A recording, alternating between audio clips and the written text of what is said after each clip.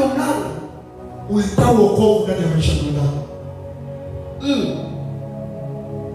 Toba ndio kiunganishi kipya cha maisha ya mwanadamu na Mungu mwenyewe.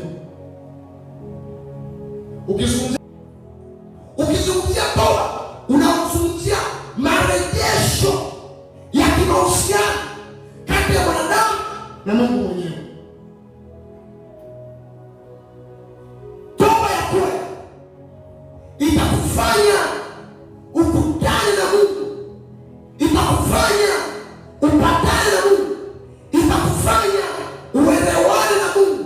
Kwa maana nyingine tena, anaomba kwa uchungu, anasema usitenge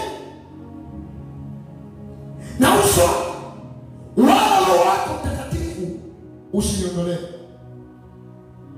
Na ule anapata sauti anasema, Bwana Mungu usitenge mbali na uso wako wala Roho wako Mtakatifu usiniondolee. Alijua kabisa kama Mungu nimempenda sana na niliporakana naye, Mungu atanitenga mbali na uso wake. Na ni hatari sana kama ukitengwa mbali na uso wa Mungu. Ni hatari sana kama Mungu hatakutazama tena. Ni hatari sana kama Mungu akikuuzia kisogo, akikuuzia mgongo, akuonesha kutazama tena. Kuna watu wengi wamezikosa baraka za Mungu kwa sababu dhambi imepata nafasi kwenye maisha yao. Hivyo unajua kwa nini watu wengi hata moyo wa ibada hakuna sahihi? Ni kwa sababu dhambi imepata nafasi ndani yao.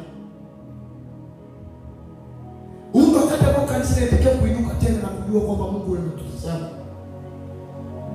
Mungu anatuona na hajawahi kujificha. Ukijua kama Mungu umepata nguvu zangu, rejea kwa toba na neema, mwambie Mungu ni neema.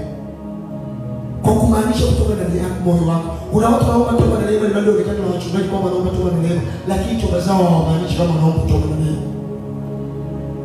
Umekufa. Yaani ukiona watu wako mazoea umekufa. Angalia Aisha.